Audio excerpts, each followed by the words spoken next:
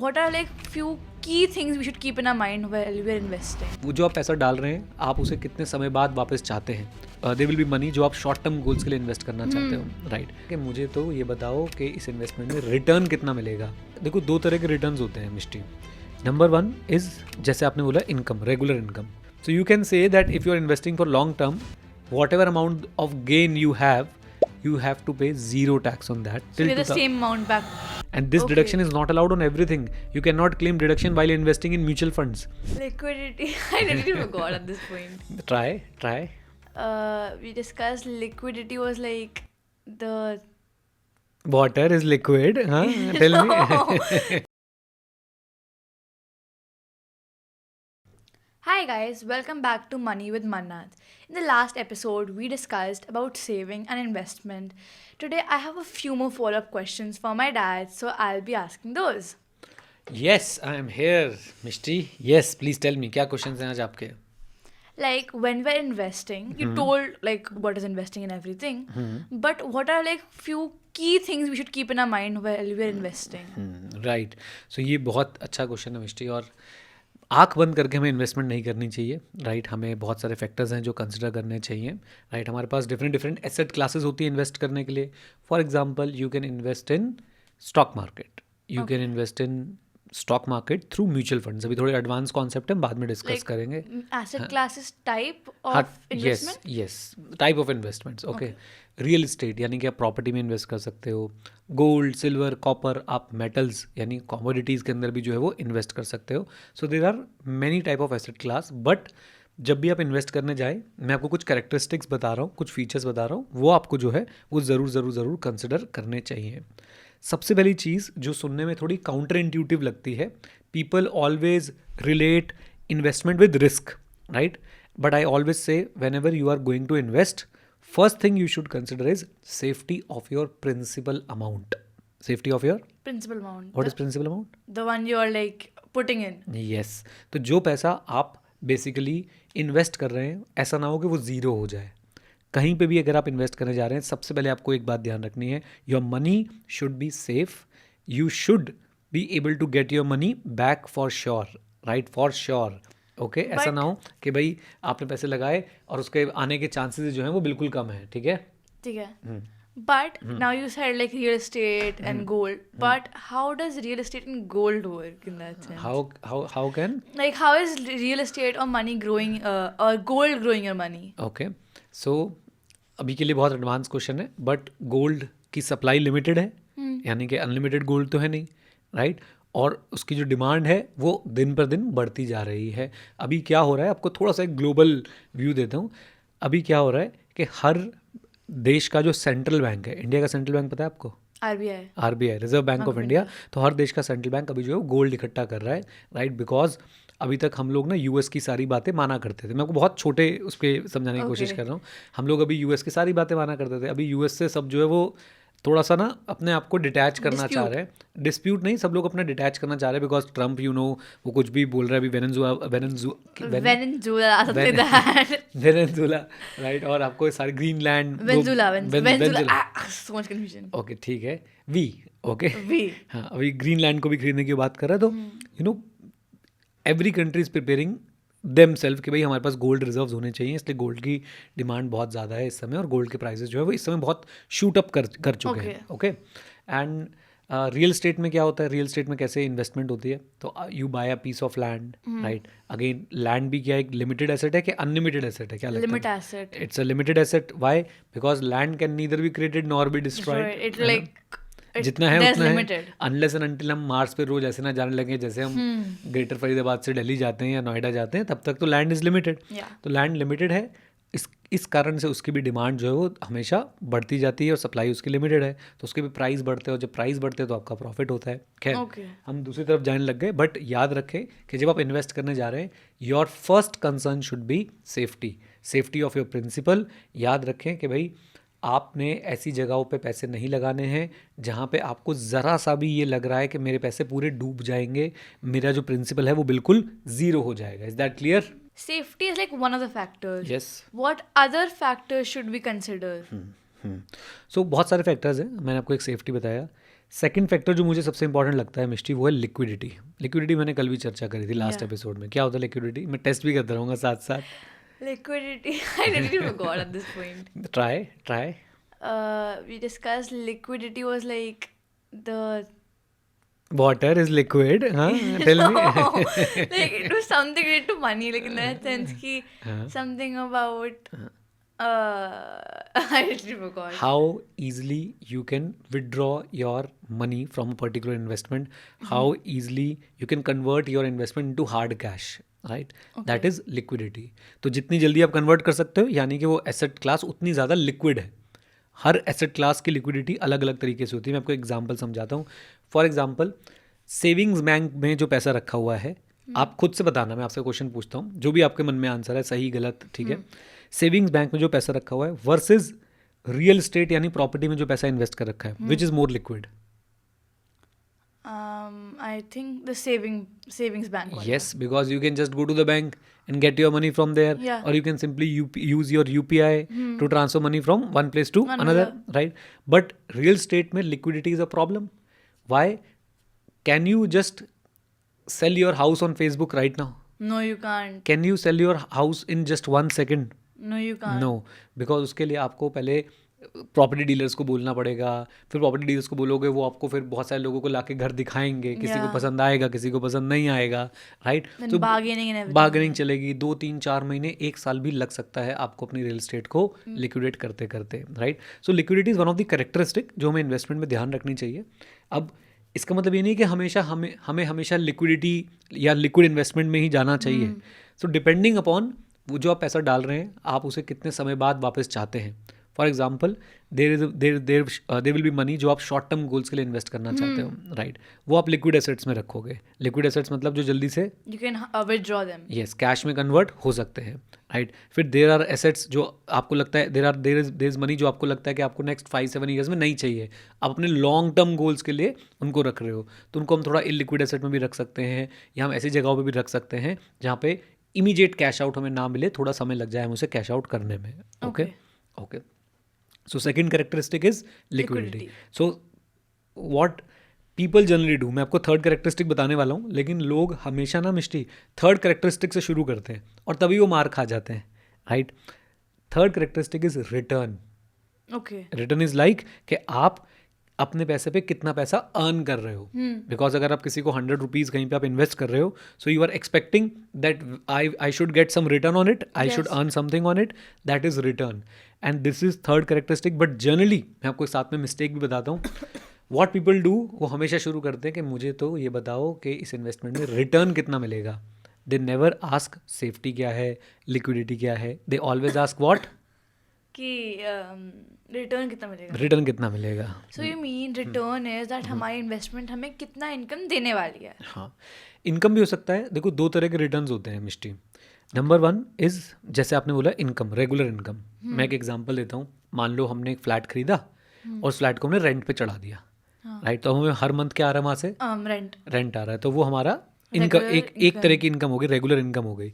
But एक income और भी हो रही है, उस फ्लैट के रेट्स क्या ईयर ऑन ईयर इंक्रीज हो रहे हैं, हाँ, तो वो भी एक इनकम है, उसे बोलते हैं कैपिटल एप्रिसिएशन। क्या बोलते हैं? Capital appreciation. इसका मतलब आपने मान लो फॉर एग्जांपल आपने 100 रुपीज़ लगाए थे, एक तो आपको उस 100 रुपीज़ की वजह से हर महीने लेटेस्ट से आपको 2 रुपीज़ का रेंट मिल रहा है।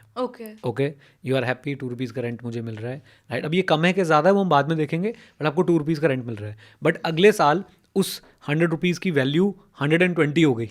ओके, तो आपने एक ईयर में टोटल कितना अर्न कर लिया? फॉर एग्जाम्पल आपने 2 रुपीज़ अर्न किए हर महीने के लिए, 2 मल्टीप्लाइड बाई 12,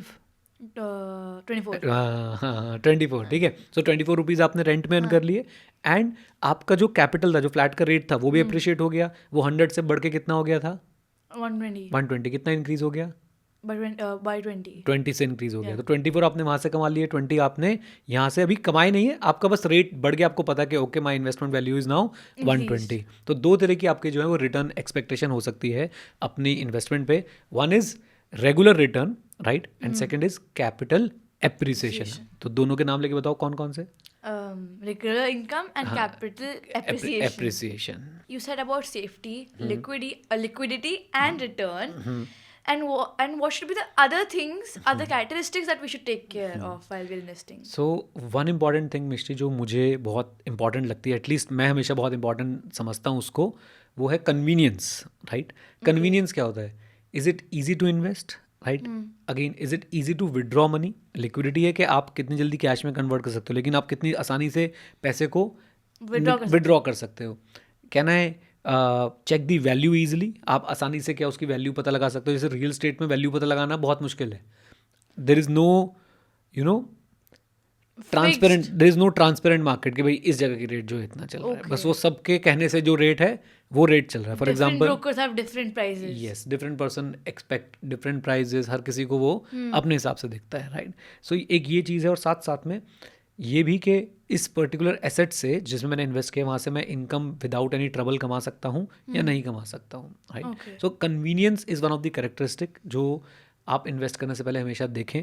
जब भी आप कहीं इन्वेस्ट करेंगे तो कन्वीनियंस ज़रूर देखें कि भाई कितना आसान है इन्वेस्ट करना, कितना आसान है विड्रॉ करना, कितना आसान है वैल्यू देखना, क्या इससे कोई किसी तरह की ट्रबल तो नहीं होगा मुझे, परेशानी तो नहीं होगी मुझे. ये भी एक कैरेक्टरिस्टिक हो सकती है. इसी के साथ एक और कैरेक्टरिस्टिक जोड़ूँ जो इससे आसपास ही रहता है, दैट इज़ टिकट साइज़. मतलब टिकट साइज़ मतलब होता है कि आपको मिनिमम कितना अमाउंट चाहिए इन्वेस्ट करने के लिए. अगेन मैं आपको एक एग्जांपल समझाता हूँ. अगर आपको म्यूचुअल फंड में इन्वेस्ट करना है, अभी म्यूचुअल फंड क्या होता है, थोड़े अब जैसे जैसे हम आगे बढ़ते जाएंगे डिस्कशन में तब आ जाएगा वो आगे. सो म्यूचुअल फंड क्या होता है, ये मतलब म्यूचुअल फंड क्या होता है मैं बाद में समझाऊंगा. म्यूचुअल फंड में इन्वेस्ट करने के लिए यू कैन स्टार्ट विद ₹100.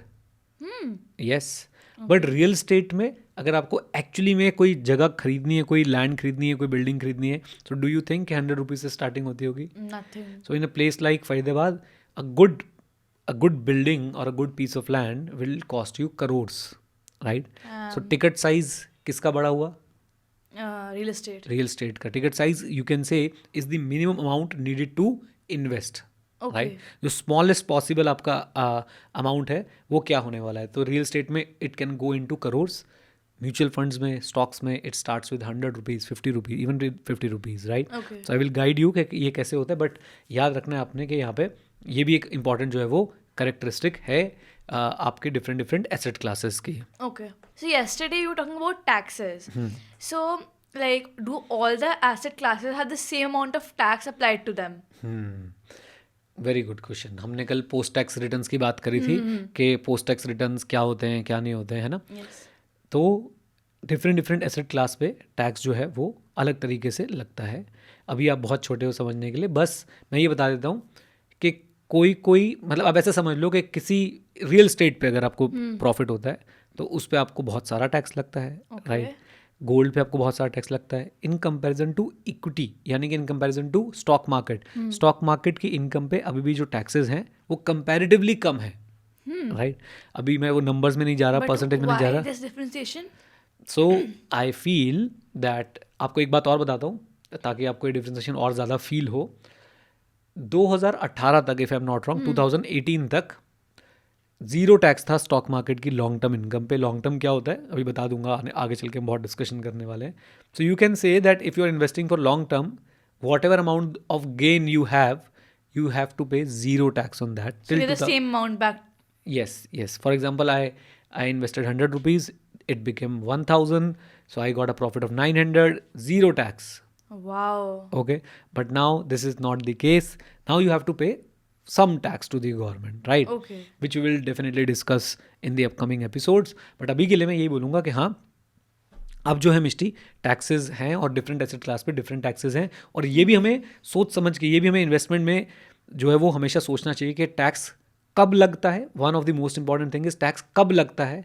कई इन्वेस्टमेंट्स पे आपका टैक्स आपको जैसे जैसे आपकी इनकम होती जाती है वैसे वैसे लगता जाता है. कई इन्वेस्टमेंट पे आप जो है वो इन्वेस्ट करते हो लंबे समय तक जो है वो आपको टैक्स देने की जरूरत नहीं, वो बस आपकी इनकम ग्रो होती जाती है. फिर जब आप फाइनली रिडीम करते हो, आप पैसा जब वापस विड्रॉ करते हो, तब आपको टैक्स देना पड़ता है ऑल टुगेदर. सो टैक्स कब लगता है और टैक्स कितना लगता है, ये भी डिफरेंट एसेट क्लास पे जो है वो डिपेंडेंट होता है. Okay. Like, are there any other characteristics that we should keep in our mind?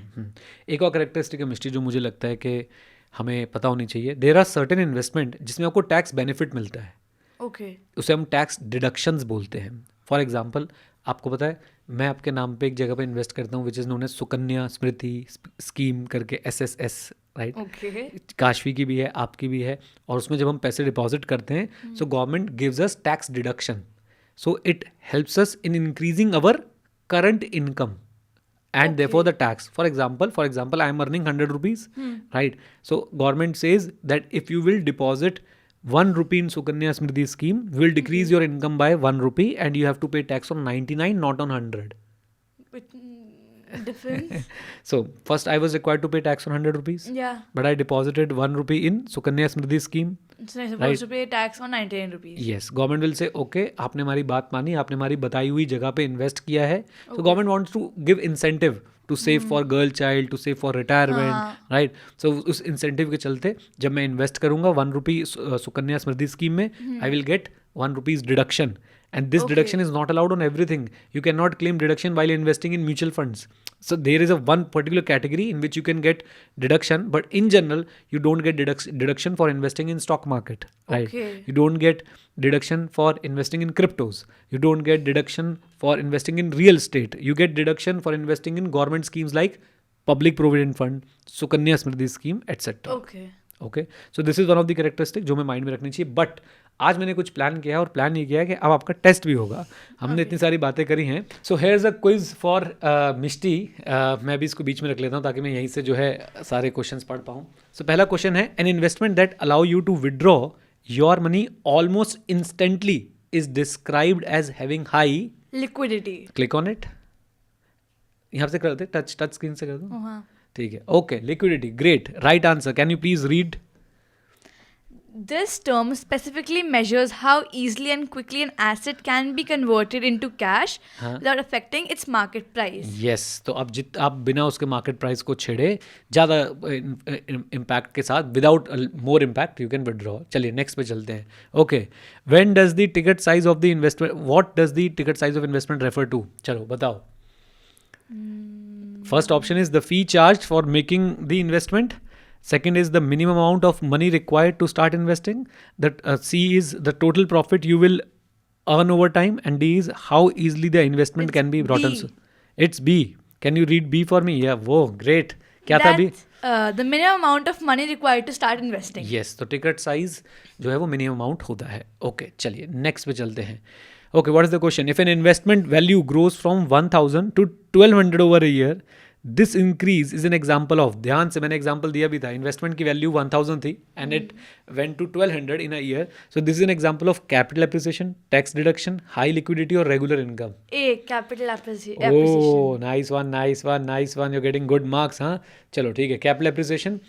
Regular income क्या होती है? जब मंथ ऑन मंथ आपको इनकम मिलती रहे. Okay, so let's go for the next. An investment that helps to save you on taxes often comes with a significant trade-off. Oh, this is a tough question for you. An investment that helps you to save on taxes often comes with a significant trade-off. What is the common trade-off? It usually has very low return, a lock-in period that reduces liquidity. ये मैंने आपको बताया नहीं था. It requires a very large ticket size. It is not considered safe investment. Click मत करना, ऐसे ही बताओ क्या लग रहा है सही answer. What is trade-off? Trade-off मतलब आपको टैक्स डिडक्शन मिल रही है. हाँ. सो आपको कुछ ना कुछ वो जो है वो आपसे कुछ हिंट दूं आपको मैं. हाँ. आपको रोकेंगे भी थोड़ा सा. फिर चलो, आपको एक तरह से टैक्स डिडक्शन देने तो आपको कुछ थोड़ा सा रोकेंगे भी वो. I think option B, a lock-in period that reduces liquidity. Yeah, you got the hint. So मिष्टी, जैसे मैं आपको सुकन्या समृद्धि स्कीम बता रहा था, पब्लिक प्रोविडेंट फंड बता रहा था, तो Sukanya Samriddhi scheme, public provident fund, इसमें आपको टैक्स बेनिफिट मिलता है, बट इसमें लॉक इन पीरियड्स भी होते हैं. What is the lock in period? आपको ऊपर रिस्ट्रिक्शन लगा दी जाएगी कि आप इतने समय तक जो है पैसा विड्रॉ नहीं कर सकते. जैसे पीपीएफ में it is said that 15 years तक आप पैसा 15 years public provident fund.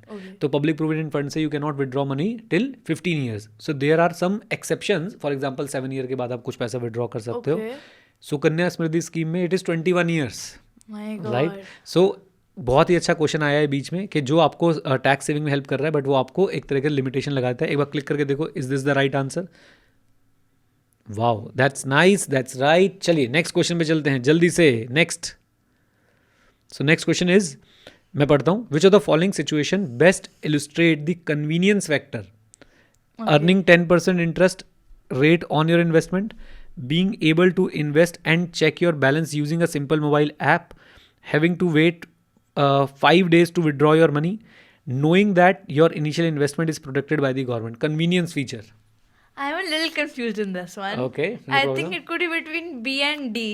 Okay, B and D. Okay. Okay. Huh. B is being able to invest and check your balance using a simple mobile app. Okay. In that sense, it's convenient for you. Mm-hmm. And then D, knowing that your initial money is protected by the government. It is one of the other characteristic. The first characteristic, I can give you the hint. What was the first characteristic? Safety. Yes. So D deals with safety because you know that your initial money is protected by the Government. Now you have to answer the right one. Convenience. I think it's gonna be B. Okay, great. B is the right answer. Yes. चलिए next पे click कर देते हैं जल्दी से और चलते हैं अगला क्वेश्चन देखने के लिए. आई होप ये ऑडियंस को नजर भी आ रहे हैं क्वेश्चंस. हाँ जी, प्लीज बताइए क्या क्वेश्चन है. What is taxability of earning? Why is taxability of earning an important factor to consider? Okay. Taxability of earning is important factor to consider. Why? Because it makes withdrawing your money much faster. Because it tells you the minimum amount needed to invest. Because it guarantee you you will get your money back. Because it determines how much of your profit you actually get to keep. What is taxability of earning? Taxes लगते हैं earning पे. हम बात कर रहे थे कि जब भी आप कुछ पैसा कमाओगे उस पर क्या लगेगा? टैक्स लगेगा. तो टैक्स जानना क्यों जरूरी है? आराम से सोचो. You can answer it. हमने डिस्कस भी किया था. थोड़ा सा सोचो. Why it is important to know about taxes? I think D, because it determines how much of your profit you actually are to keep. Get to keep. Yes. Yeah. Post tax returns हमने पहले भी discuss किया था. तो taxability से हमें पता चल जाता है कि हमें टैक्स के बाद कितने रिटर्न्स जो है वो मिलने वाले हैं. हमारे रियल प्रॉफिट्स क्या होने वाले हैं. That's right. चलिए next. An investor is primarily concerned with not losing their initial capital. Which factor should they prioritize the most? जो इन्वेस्टर चाहता है भैया मुझे अपना इनिशियल कैपिटल बिल्कुल लूज नहीं करना है. What's initial capital? The starting capital, the principal amount. तो उसके लिए सबसे इंपॉर्टेंट कैरेक्टरिस्टिक कौन सी है? Safety. Yes, click on it. And you're right again. Last question. According to the exam memory tip. अरे ये तो अभी आपको मैंने मेमोरी टिप तो बताई नहीं थी. व्हाट डज CTT ना? वो CTT मिस्टी वो कुछ और था. Carefully thoroughly timely. That is not that. ये कैरेक्टरिस्टिक की एग्जाम मेमोरी टेक्निक है. That is safety, liquidity, returns and then we had tax और ये सारी चीज़ें थी ना. तो ये आर आपसे पूछ रहे हैं आर किसके लिए स्टैंड करता है. आप वैसे बता सकते हो इसमें से आर कौन सी कैरेक्टरिस्टिक है जो आर को रिप्रेजेंट करती है. Returns. यस. सो रिटर्न्स पे क्लिक कर दो and here we go. Done. Go. 8 out of 8, 100% marks score. Thank you so much for participating. आज का एपिसोड हम लोग यहीं पे समाप्त करते हैं. धन्यवाद बहुत बहुत आप सबका जो लोग साथ में जुड़े रहे. Thank you very much. Stay connected, stay head. जय हिंद. और हाँ मित्रों, सीखते रहें क्योंकि सीखना शुरू तो जीतना शुरू. Bye bye and take care. God bless you all. Bye bye. Bye. आज छोटा पैकेट बाहर है हमारा. बाय.